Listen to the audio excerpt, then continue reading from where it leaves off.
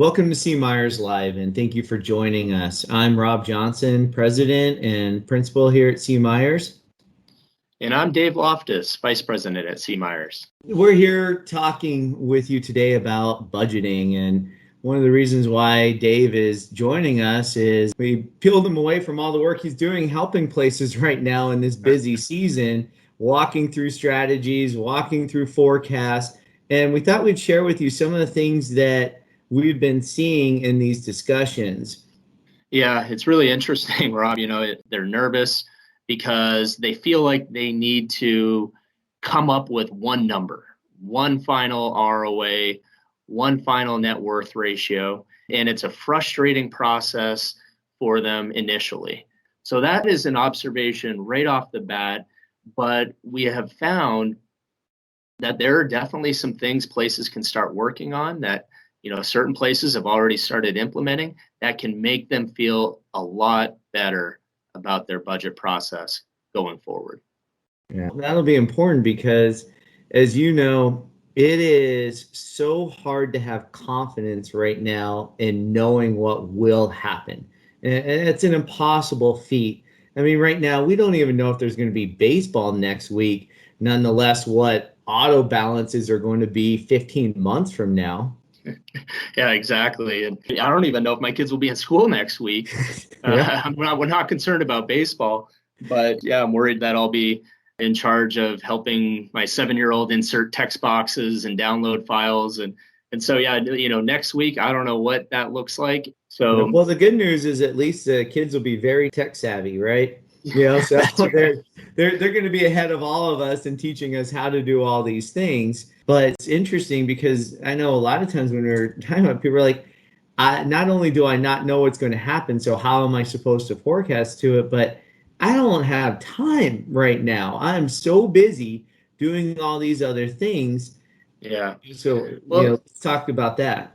yeah, I think where places should start is really changing their mindset. This isn't just a budget that gets put out there and then you pick it up again 12 months later. Oh, how'd we do? The budget process requires for many a mindset change, not about getting the right number, but lay out not just one path for the decision makers, for the board to see, but what about laying out and starting the process off by modeling out 4 or 5 different paths? You could probably build a strong case for all 4 or 5 of those paths, but here's an example. Dave, 4 or 5 paths right now, there are a few people who are getting a little nervous. That starts to sound like a heck of a lot more work.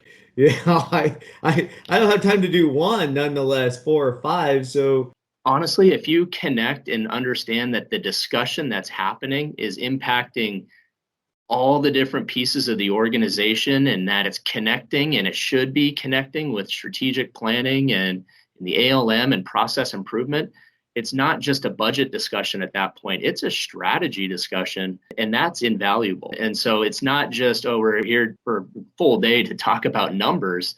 No, this is important dialogue and discussion that's moving the organization forward. And that's where places should start, is with that mindset change. Yeah. And I think one of the things that I know we've all been running into is sometimes places put themselves in a situation having so much pressure to be so detailed, so precise every single month on what's going to happen. Right. And that just puts a very difficult amount of pressure on that team to have to address, will it be correct every single month? And that's impossible. And the more, we found that teams come together and realize, look, let's talk about the big assumptions. What are some of the big concerns, big challenges, and start laying out some of those paths. And let's get roughly right on those. You can do a lot of things roughly right and have it inform your decisions than trying to do one thing with such precision that will never actually be right in the end. And that's why one of our themes sometimes is I'd rather be roughly right than precisely wrong. And, I know that that's something that you've been also helping people with. So what are some examples of what's happening pathwise and questions that people are asking as leadership teams are coming together? Yeah, you're exactly right. And just to piggyback on that real fast. It's hard to start with a blank piece of paper. It's very difficult to start from scratch, and don't let that get in your way. Start putting in different assumptions. What has been happening recently? What if that continues? What could change? So on the path, as I mentioned a little bit earlier, 4 to 5 different paths. There's no magic number to the number of different paths, but that's what we've seen places experimenting with recently, and that seems to be a happy place for many. And the reason why I think many are landing on 4 to 5 different potential paths is the uncertain environment and how cloudy things are out there. But here's an example of a path that we're seeing a lot of places put into the forecast model, and that is, what if this deposit growth continues? Probably at the forefront for most places. A lot of institutions grown 20%, maybe even more so far this year.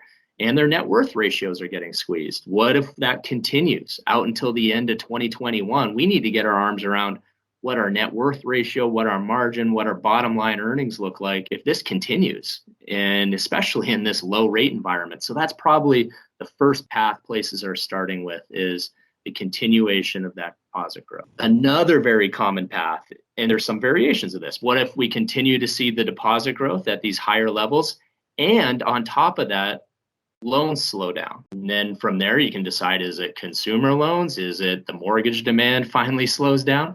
But now what's happening is you got a scenario where maybe deposit growth is going pretty fast and loans are able to keep pace at a decent clip. And then you have a second scenario where deposit growth is high and the loans are not there, and you're having to rely on low yielding investments. Two very common paths right now. And the key there is, and this came up the other day working with an institution building a multi-year forecast, was in a lot of these scenarios, the impact of that deposit growth or weaker loan growth, you may not see the full impact in 2021, or you might see that the ROA is hanging on okay, and the net worth, we could live with that. But you start extending that out to 2022, 2023, you start to see those challenges really unfold, the net worth getting to some uncomfortable levels. That really heightens the awareness for the team that you have looking at the forecast. It increases the stakes a little bit. And then what happens is you start to create some clarity with your team as to the situation, and you start to create some alignment in terms of what needs to be done to offset the impact of those scenarios playing out.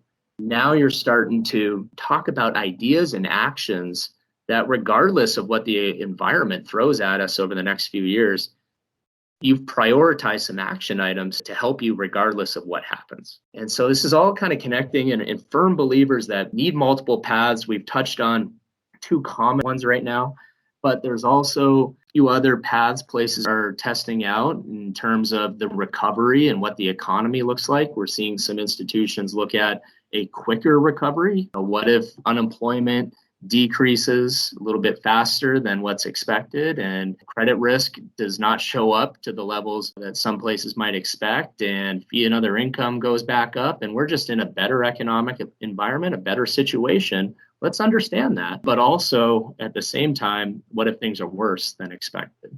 What if the credit risk gets up to some uncomfortable levels? What if fee and other income stays low for a couple year period and we stay in this low rate environment? Those are kind of the 4 or 5 paths that places are really settling into. And it's not just a finance group exercise. I think we mentioned this a little bit earlier. This is a management team exercise. This is bringing in folks that maybe aren't in the numbers every day, IT, marketing, and making sure that they're aware of the possibilities that are out there and what the credit union might be facing in years to come. And so it's a collaborative effort.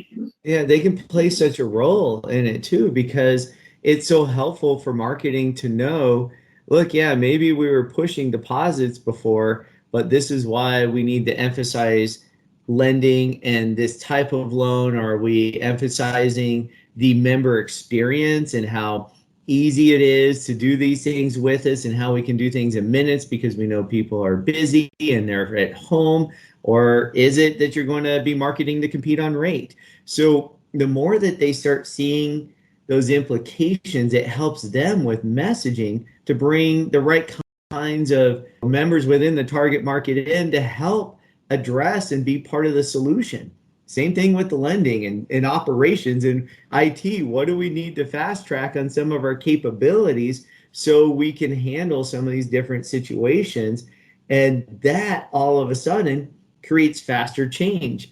And it's so interesting how the old saying, necessity is the mother of invention.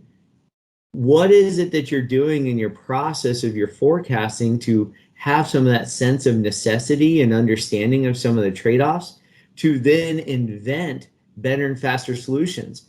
I mean, look at the invention of 95% workforce being remote because of the necessity of the pandemic and how fast each institution really handled that and jump on things that they thought would take years if they ever were going to do it, and they did it in weeks.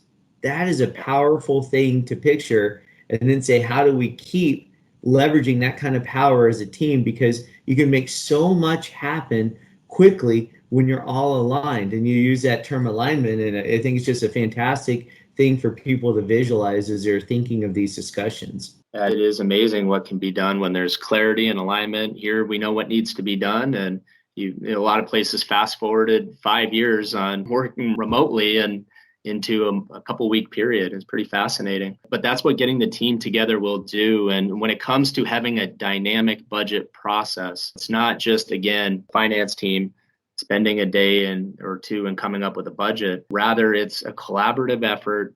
It's maybe getting the team together for a full day and a half. It's not going to feel like a waste of time. It is a great use of time because of the action items that come out of it, the discussion about the business, and it's not just a numbers thing. So collaboration and multiple paths, those are your two key starting points in terms of having a more effective dynamic budget process. And there probably isn't a more essential time to have that process. So that's normally where places start. It reminds me of that quote from Eisenhower where he said, in preparing for battle, I've always found that plans are useless, but planning is indispensable. It's that planning as a team, getting those ideas and really practicing and exercising the strategic thinking and the critical thinking part of the brain. And when you practice that, it's so interesting how you start seeing the difference it makes for people throughout the year and how they work together and they understand why certain things are so important. What do they need to protect? How do they quickly respond if things change? So now having those multiple paths that you're talking about, and that definition of, as you're saying, the dynamic budget process is having a lot of different paths that you're testing. It helps them feel ready for most anything. And that can be very freeing as to, okay, we've got this. Here are the actions that are going to help us in most of those paths. And if we start seeing, here's our indicators that it's starting to go this other direction, what levers do we start pulling? That makes it easier. As we wrap this up, we're going to summarize it by saying there is no one right answer. That's really the only right answer is to do planning process in a way that involves the leadership team early on and lays out some different paths or stories that could occur, and you help everyone understand the potential impact of those occurrences. And then if you don't like an answer on one of those paths, do a bunch of what ifs to solve it. Again, thank you so much. We appreciate all the different emails that we get in response to the C. Myers Live and follow-up questions. So don't hesitate to do that. Thank you so much. Thank you.